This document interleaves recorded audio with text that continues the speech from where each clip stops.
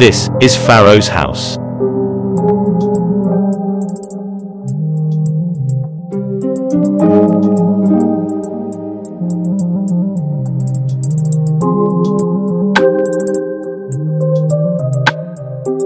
So we begin.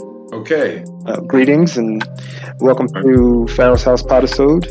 This is Pharoh, and I am here virtually with Ozmodayus. Yes, sir. I'm Pharoh is somebody that I urge everybody to listen to and to reach out to if they've generated enough of a relationship with themselves to where they're ready, they're available to take the next step. That's I'm going to get out of his way. I'm asking some questions, and you guys can soak up some of this if you're really ready. So, Pharoh, how's everything with you? Everything's good on your end, I'm assuming, if you're joining us today. Well, let's see. The main thing is the recording. This is the first for me using this particular application to record. So my concern is that those who listen to this are able to hear it in a comfortable manner so that it's not too brash on the ears. So I am going to speak a little lower than what I normally speak at. Pharoh is sonically astute, and it's definitely, if anybody, before you even tell him your life story, as soon as you start talking, he's going to understand. When you do give him a call, he's going to understand so much just from the communication, the way you communicate your voice to the world. But I wanted to begin by asking you, Pharoh, what is the difference between man, original man, human being, and a chimera, and however you like to go about answering that? There are various sources, written sources, that are allegedly written recordings of the origins of man. And then, of course, when you look at these words, these terms, obviously these are English terms right now, but when we look at the terms as they are said and used today, man is obviously a different word from mankind. Man is obviously a different word from woman. It's obviously a different term from hybrid and chimera. These are all different terms that designate some type of being. So we know, or some type of creature, if you want to call it creature. But creature's been relegated to animal. When it comes to the various designations you mentioned, one has to ask oneself who was created and who was not, who was generated, who was projected. And going by the details, for example, let's use one of the books that is popular around the world, the Bible or the Tanakh. And it says that man was made, or man was created, or man was projected into this place. Sort of like you can inject something into your arm, into your bloodstream, and now you have projected something into a realm or reality. Regardless of how you look at it, man was injected or projected into this reality. Most people who read the Bible look at it in the form of a creation story, that man was created out of forms of nature we think of as soil, minerals, the dust of the earth, or the parts of the earth, so-called earth. And if you're going to say that, then you have to realize, well, what is the earth? In its pristine form, even in its pristine form, it is still made up of micro things, miniature things, life forms. So these life forms were put together, according to this book, and made man. That would be original man. Like a giraffe is a giraffe. There's a male and there's a female, but it's still a giraffe. So we really wouldn't say woman, we would just say man. Now, where does mankind fall into that? Mankind, according to the word, is kind of man, or are we talking about the kin of man? You have to be rational about these words. Human came along probably much later when scientists started to stratify beings into formats. So we have human as a format, a form of what? Mammal. Mammal is also supposedly a designation. All these words, does it point to something? Does it indicate something? Are we supposed to use it? And if we are supposed to use it, how and for what purpose? Obviously, today you have color stratification, and It's actually status as opposed to color, and that has purpose. So what's the purpose of man, mankind, and chimera? Determine who's who, then what's the purpose? How do they fit in? Are they supposed to be separated? In our world today, there's a lot of discombobulation, which means there's a mix of everything. Chimera, hybrid, man, mankind. We are led to think or speculate that there are groups or factions that some have labeled elite. I don't use that term, but I'm using this for those who do and those who have heard that word, that there are factions of so-called elites who obviously must be practicing some form of inbreeding because, according to the speculation, they've separated themselves from the masses. They have access to lineage information, so they know who to intermarry, whether for purposes of bloodline, whether for purposes of preserving their own bloodline in this physical form. Again, is this speculation, or does it all tie into mankind, chimera? There was a time when, and still is in many communities, certain communities, where you arranged the union of man and woman, or male and female, because you wanted to preserve a bloodline, or you wanted to enhance or increase a bloodline, or in some instances you wanted to enhance or increase wealth. But the primary purpose was always bloodline. And therefore you would have to have access to information. Were there suicides in that family? Was that family banished? Was someone shunned? Are they related to someone in their immediate family who was considered a renegade or degenerate? Was this person infertile? Various things were known and kept. It sounds horrendous to today's mind, or today's mindset and programming, but there was and probably still is a time that that's considered the norm. We're indoctrinated to randomly mate. If we stop and think about it, that is a form of programming. It's also a form of control. But even in that randomness, most do practice some form of discriminating behavior. If it's based on so-called economics, still kind of practice that. But do we practice the bloodline? No, not really. And do we get into whether someone is chimeric, or someone is original, or someone is a combination of something other? No, we just go on surface level. So basically everyone's in the blind or in the dark when it comes to mating and knowing who's who and what's what in this world. Are we supposed to know? Yes. I don't think there's very much in this realm that we are not supposed to know. That's not how we're presented with knowledge. So therefore, yes, everyone is randomly, blindly mingling.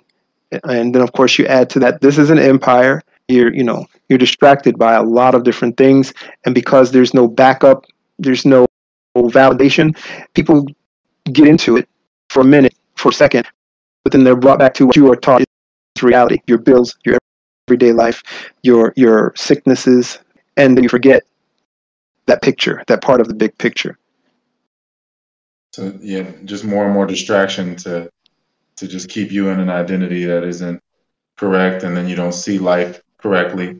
Mm-hmm. What would you say? I don't want to be divisive, but like, what makes a person original man or a hybrid or a chimera? Like, what are the telltale signs of that? That I guess if you could do it you could tell us in an ambiguous way that wouldn't divide people, if that's even possible. It's like almost there to make it divisive.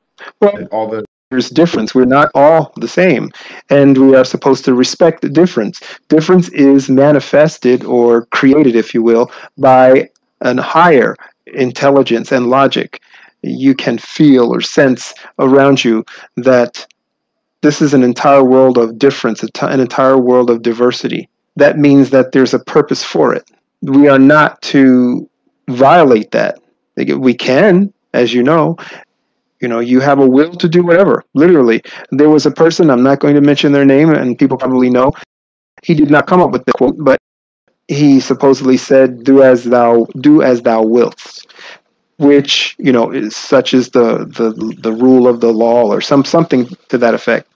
Well, many took that in the wrong light, but those who are astute, they know exactly what that meant. But there is a caveat that's left off of that. The caveat is, yeah, do whatever, do as thou wilt, or as some people probably say now, do you boo, or whatever, you do you, whatever the term is, it's still the same. There's the caveat that's left off of it is there are always consequences. And there's always an effect to what you do, and you will have to pay consequences, and it will be resounding, meaning others will also pay for what you've done. So there are consequences to whatever we do, everything we do.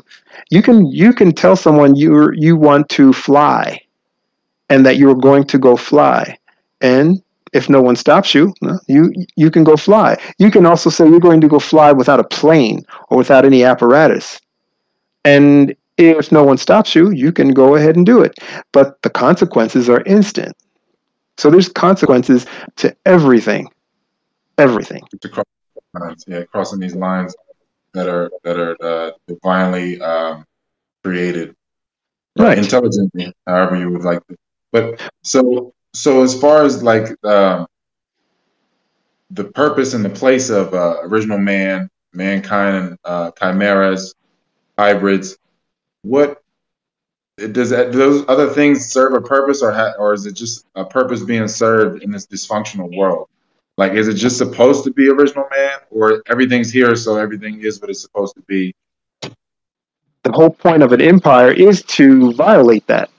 Empires colonize, and I use the word a lot, discombobulate, so that beings are now populations. So everything is violation, even the nicest, sweetest thing. The standard is sick, so everything is skewed. It's all skewed. And therefore, what beings are on, and that includes every being, what beings are on is basically like an immunosuppressant. If you can think of immunosuppressant drugs that are used to stop the rejection of an implant in a being, in a vessel, that's what's going on and has been going on for. That's the other thing, violation of everything, including time. Who you are, where you are, what you are, and when you are have been discombobulated. So for the purpose of maintaining the empire.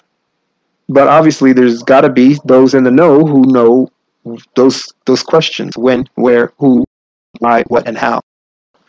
So the seeds, some seeds got sprouted here that were not supposed to be sprouted in this time, in this way, and like you were saying, like as far as people.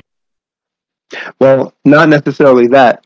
I'm saying that in discombobulating people by, you name all the things you probably have heard or read or learned in so-called history.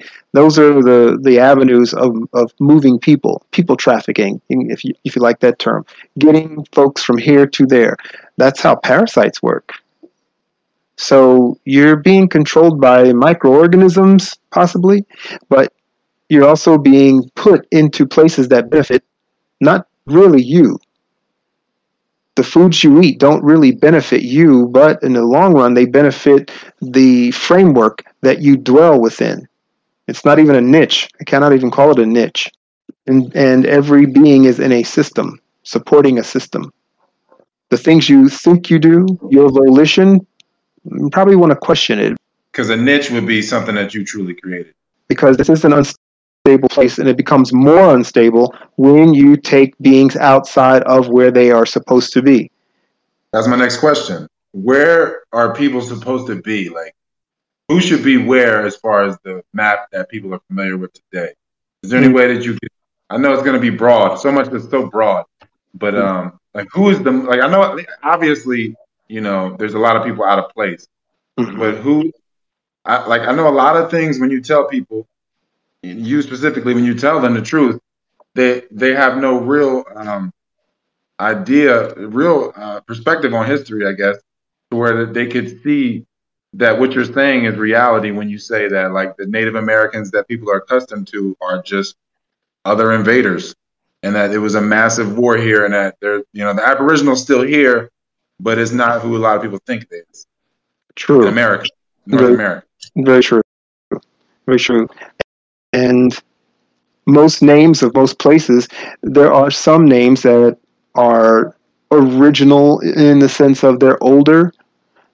That's the whole purpose of discombobulation. You've got the Madrid fault, but then you've got Madrid, Spain. You got Timbuktu in Mali, and you got Timbuktu in New Jersey, and exactly. You've got Zion in Utah. So which is the original? Yeah. One of the purposes of discombobulation is to manifest a repeat or recidivist cycle. And there's only, well, actually I'll mention one thing in this realm that benefits and has to have recidivism, and that's parasites. Parasites proliferate and thrive on the repeat behavior of a host.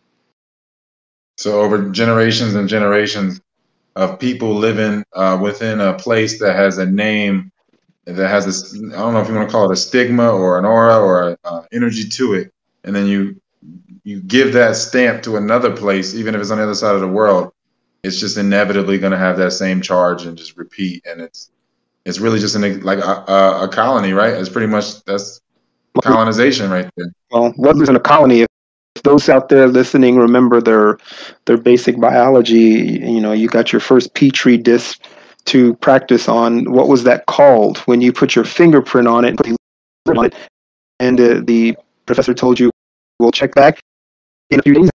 You check back a few days, and now you've got a culture and a colony. And it's just inevitable that the colony eats the culture, and then they eat themselves, or the culture eats itself. And it's false. It's actually false. The culture is false.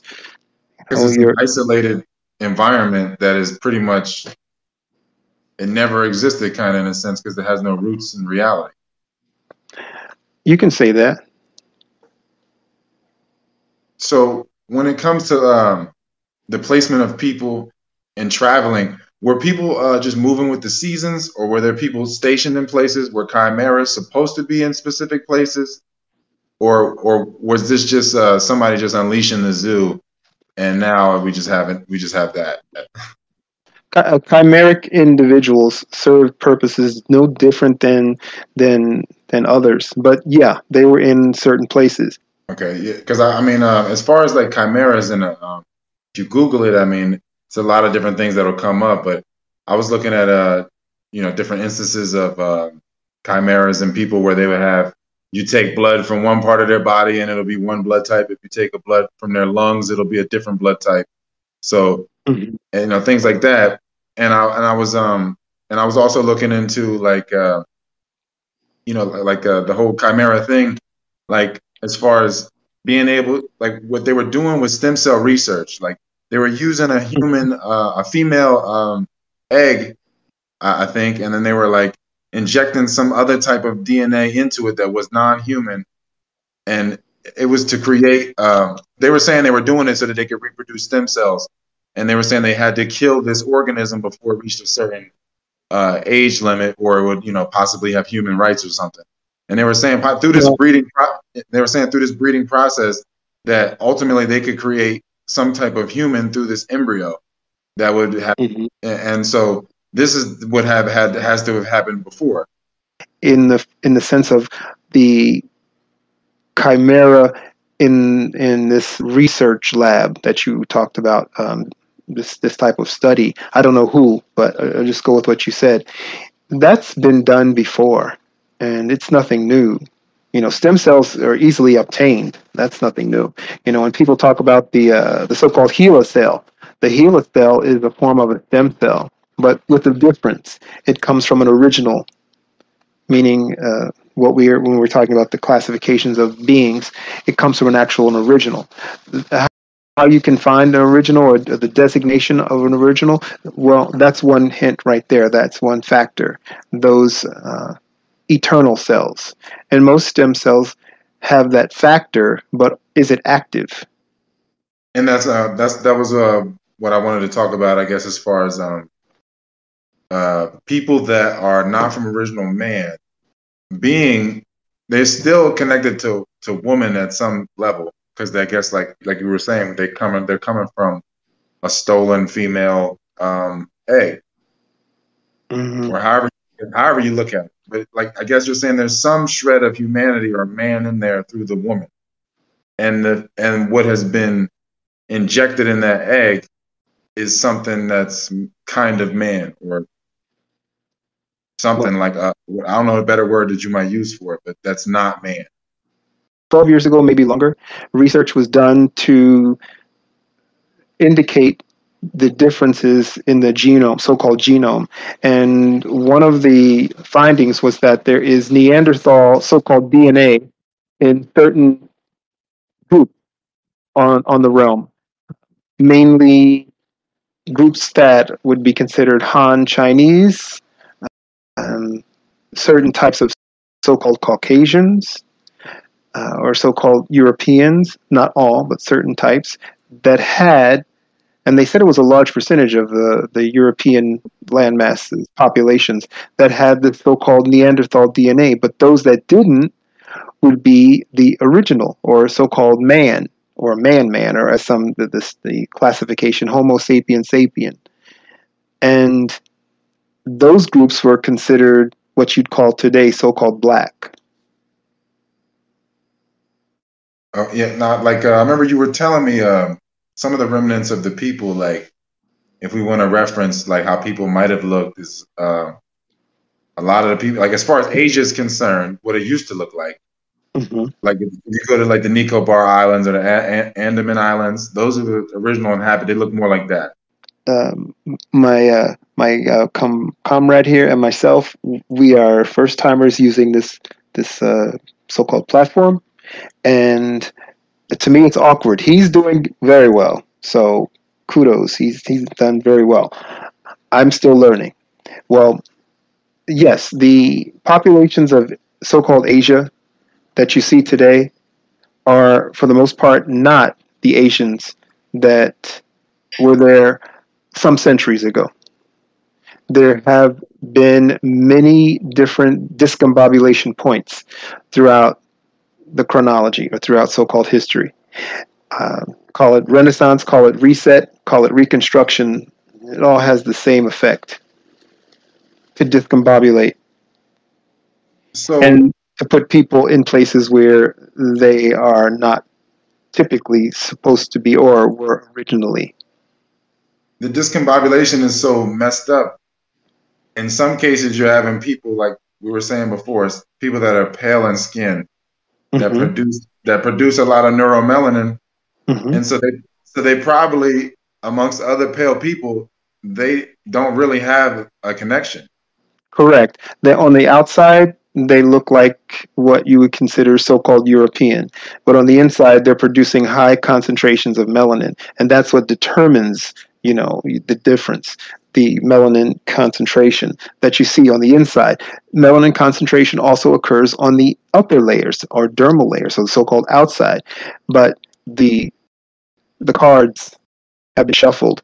Folks don't know who's who unless they have the program. And pardon this reference, but if you're playing a game, you want to have a program to know who's in the lineup. Or if you're watching a play on stage, there's usually a playbill or a program. You know who the characters are. Yeah, or like who's batting next in baseball.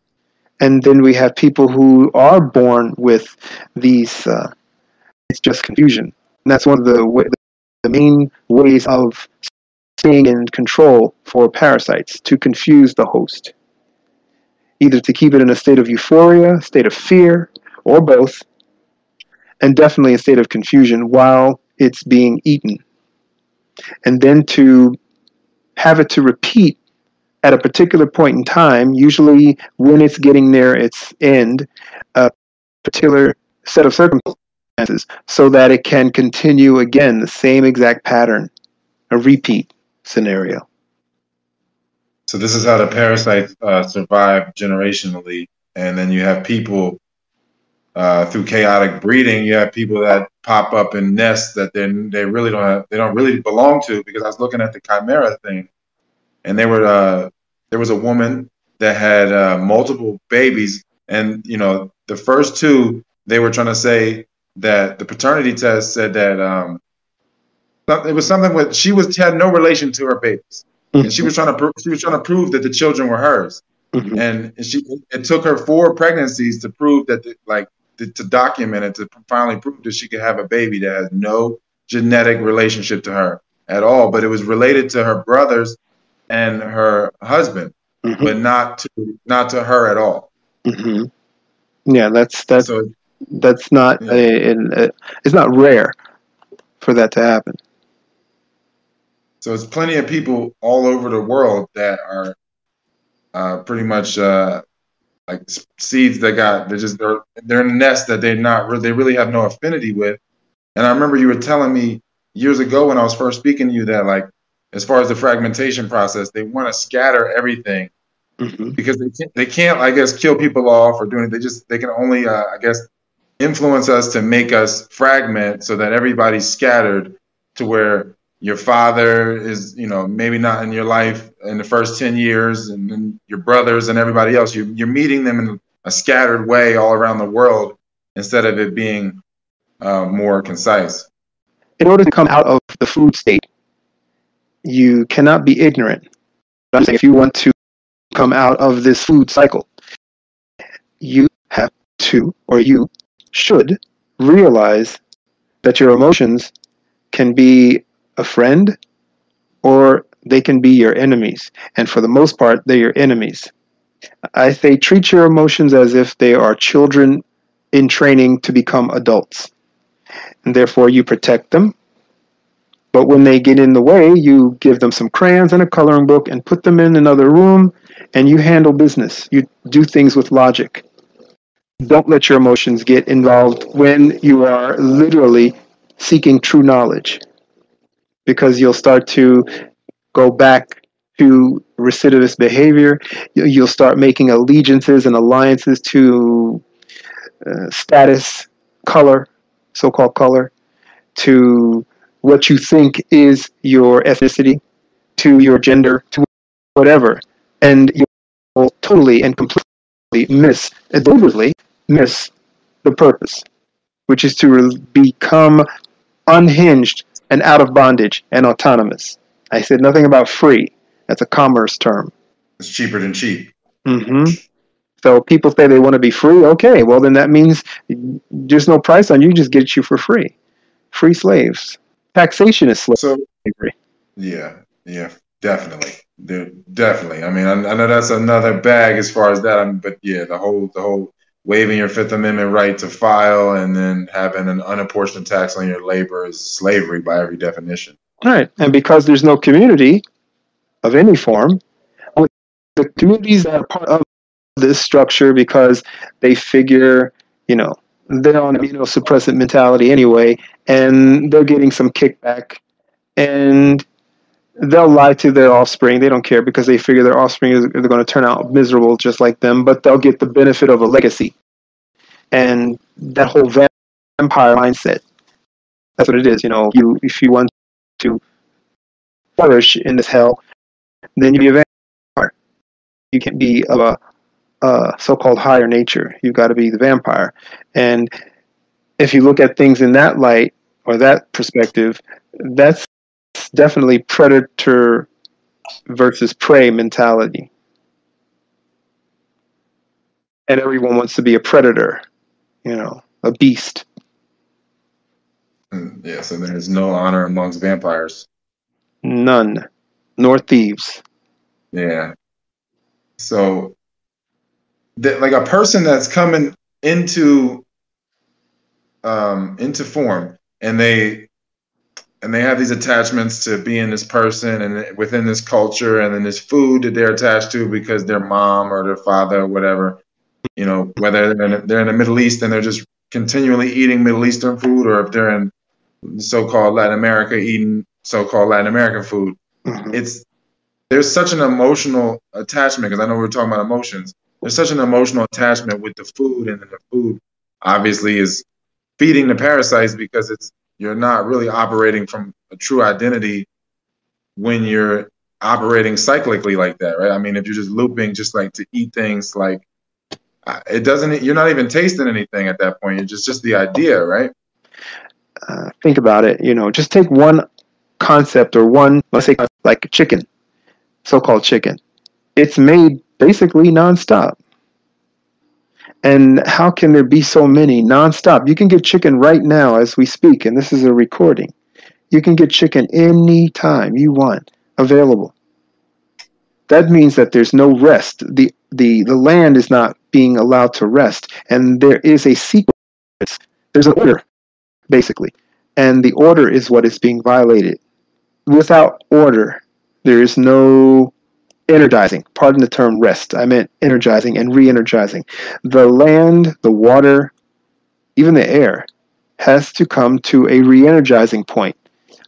And if it's not, then like a machine, you see what happens to a machine? You just ride it and ride it and ride it. It comes to a halt. 95%, if not more, of all the nutrients that go into the plants that we grow is diminishing, and has diminished so far that the next step, the next phase is massive famine, massive drought. That has nothing to do with the climate. That has to do with the fact that there's a non-stop misuse of various parts. Mind you, you can go around this plane, this realm, and find very barren places. When I say barren, I mean empty, not barren, but empty and fertile. They're just not being used, deliberately being set aside. Yeah. And like you said, like you used to tell me all the time that eating beans or starch all the time is just like eroding your topsoil of your body. So it's just like the human topsoil has been eroded, like the human expression as well. So I guess it just created a mass of people with thin skin, like open doors, kind of. That is the things that's on the horizon, eating people. And the best way to get people to eat people is to get them to go into a plant-based diet. Oh, so like Soylent Green Basically. and Cloud Atlas. Yeah, no, that's because people it's like a sleight of hand. They don't know, and they're not producing their own food anyway. Mm-hmm. And it's easy to incorporate so-called human, especially human, materials into plant food, whether it's soy or non-soy or some form of, It's not being looked at the same as like beef. Exactly. Yeah, that makes total sense. So with the fasting that's going to be needed in this coming, this simple math that this is going to happen, basically, what you're saying. Like, yeah. I remember you were telling me if you don't consume starch for a certain amount of time, your body stops producing a certain type of saliva, and then you can go into the trance state, or your pineal gland can open a lot more smoothly because you're not involuntarily swallowing, because you're not producing that type of saliva.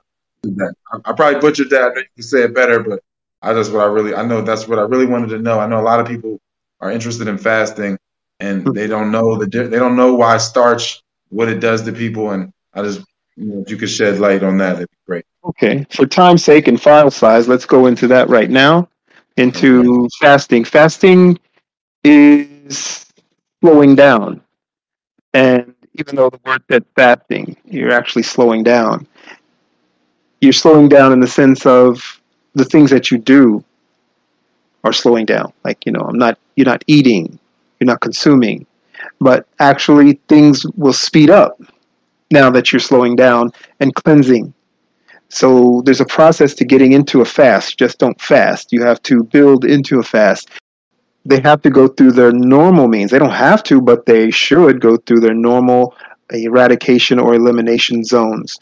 The urinary tract, the rectum, and sometimes, as saliva or spit. But that, touch the mic again, pardon me, and I'll repeat what I said. But that is not the normal means. You should not have things coming out through your lungs. That the lungs can clean, but the lungs are to clean only gases, air, to filter, and that's it. The other toxins and sludge and things of that ilk are to come through the urine are to come out as you defecate. That's it.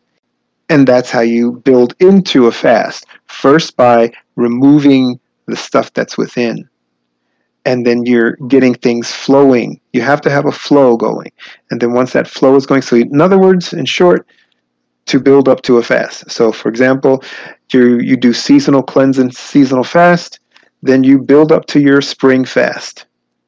So you're going to start around January. And then through February and March, that's the cleansing phase.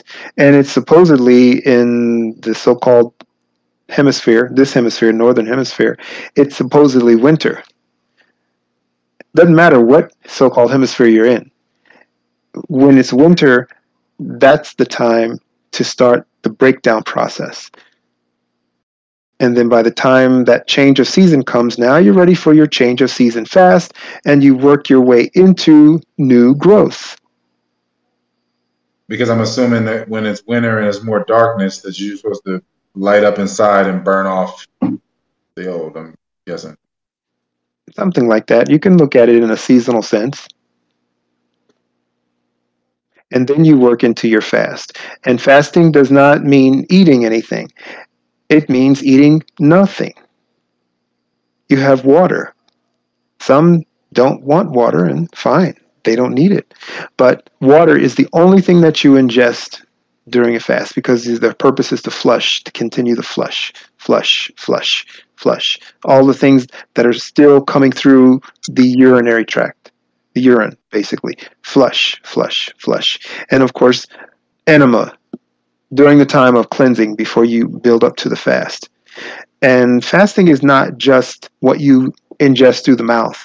It's also what you breathe in through the nose. This is difficult for a lot of beings, a lot of people, because they either live with a mate or they live in a so-called family, and someone's going to be cooking. Therefore, you're going to be smelling what they're cooking.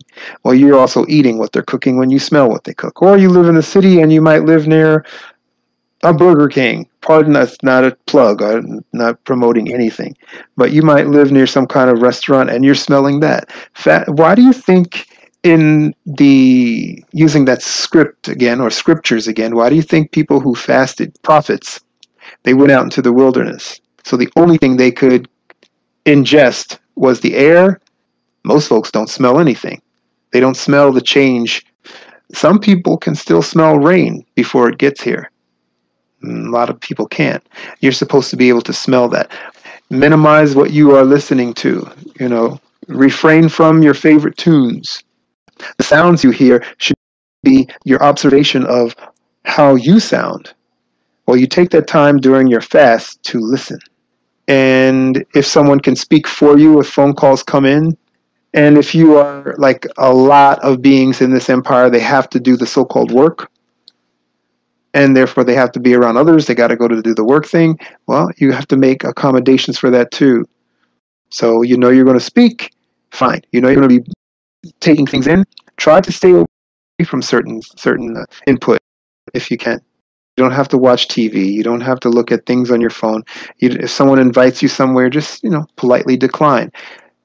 That's a fast. And as you see, the more we become immersed in this empire, the more difficult to refrain from and get rid of or stay clear of distractions. Now the distractions are not only in your face and in your life, they are part of you. They're demanding. You can't tell them no. But that's all because we've allowed it to happen. So it's a matter of taking the next decision and using it correctly, and getting to the next decision and getting to the next decision and taking the power back. But people and it takes I know, I don't know which word that you would think would encapsulate the concept, but it really is a holistic approach. You really can't half step. Yeah. The more that you, yeah. There's a magic number.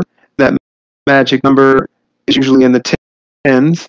It takes 10,000, just literally 10,000 people to do this all at one time, preferably in the same place, but if they can't be, at least have a connection. 10,000 people can literally revise the realm we're in. We should be able to get that, man, because it's at least 27,000 people subscribed here on YouTube. We should be able to get at least 10,000, man. To how long would people have to do it for? The whole commitment to their life, you're saying? Not just the commitment to their life, but if you have a mission, like you only see so-called progress in the hands of those who are wicked, what we call wicked. So as far as like, I know we got to end this now, but like as far as wicked, like wicked's coming from like it's coming from wicked, right? Like wig or Wikipedia or wicked, like white, right? I mean, as far as like white magic is wicked, right? I mean that whole Wicked. concept of it, Yeah, the concept. yeah, the word itself, wicked, um, it traces back to those various tongues. Yeah, wicked. That's the actual phrase or actual saying, wicked. Because in like I don't know how many years ago in America used to have the Whig Party, right? And I just was saying like as far as the wickedness, like when it comes to parasites and the whole everybody that's ruled by the wickedness, most of them are just compartmentalized and they really don't realize what they are, or like you were saying, they're just in a sphere of awareness that they know something's bigger than them and they just don't buck the system. Well, it's that whole thinking of something bigger than yourself that makes you not so-called buck a system. If you realize that you are bigger or just as big as a so-called system, because what's a system? A system is made up of beings, people, so-called people, and things are enforced in systems through violence, through fear. If you don't do certain things, well, they can take your house, or what you think is your house. But that's part of the whole discombobulation. When you put beings where they're not supposed to be, they're not supposed to be there anyway. They're temporary, and therefore they can be uprooted. The only way you're not going to be uprooted is based on your status and how much how much blood money you're able to pay out. But other than that, yeah, eventually you will be uprooted. But they primarily target pardon the the aboriginal, if you will, the original. That's the easy target. That's the compost. Obviously, you have to target them. That's every empire. Look at every empire. You have to have a target market. You have to have a plebeian look to and say, therefore, the grace of whatever go I, or at least I'm not them. That the whole mindset most people have, regardless of who or what they are. No one wants to be the original. It's cool to act like them and maybe do things that they do, but yeah, that's the mindset. And as long as that programming works, and it works, you have a functioning empire. Yeah, no, definitely. That's definitely where we're at right now. It's like you were saying, it's a severance from, like it's a bunch of people severing themselves from the darkness one way or another, whether it be a so-called Holocaust or war or whatever. A lot of these, I guess, target. These are people targeting their own self at the same time, right? I mean, ultimately trying to sever themselves from their connection to reality and the original as much as possible. Yeah, but that would be natural. That would be what anything that is unnatural is going to do. So looking at something that's not supposed to be and wondering why it's doing what it's doing and being amazed, or just having this incredulous viewpoint, is self-defeating, and it will always make one feel powerless. Why look at a dog and wonder why a dog chases a car or why a dog bites? Well, that's because some dogs do that. Shouldn't be amazed. For example, if you look at what goes on in many places around this realm, where people are constantly protesting because of mistreatment, they have to wonder, the mistreatment is part of the course. It goes with it. And what are you protesting? Are you protesting the mistreatment, and are you wanting better treatment? The better treatment will never come because it's not supposed to come when you know what part you're playing in that empire structure. So what has to be done is you need to become a unified community, and you'll never see that occur. That's what's one of the things that is part of the structure or infrastructure. Maintain disunity and these agents into spots where there could be uprisings and maintain chaos and confusion. So people will constantly beg, all the time, begging politicians, false authority. This is a place to move on, come through, move on, not be stagnated. Only a Truly. parasite once you stagnated. If you have anything else that you want to say, I know we're over the time limit probably at this point. No, that's beyond. Yeah, I think everyone's got a full plate right now, and then some leftovers. So enjoy that.